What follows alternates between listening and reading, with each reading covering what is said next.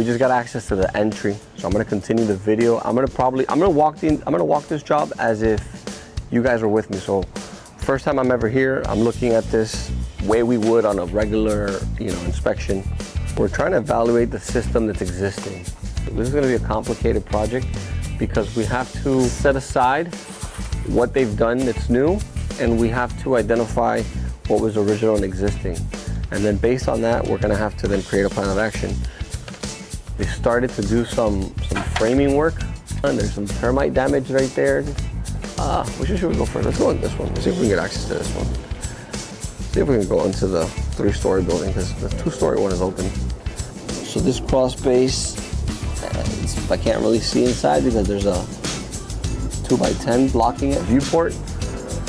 Looks like they went ahead and framed this out and poured in a new concrete beam. We would have to do some GPRS scanning to see if we can identify the sizing of the rebar that's in there. All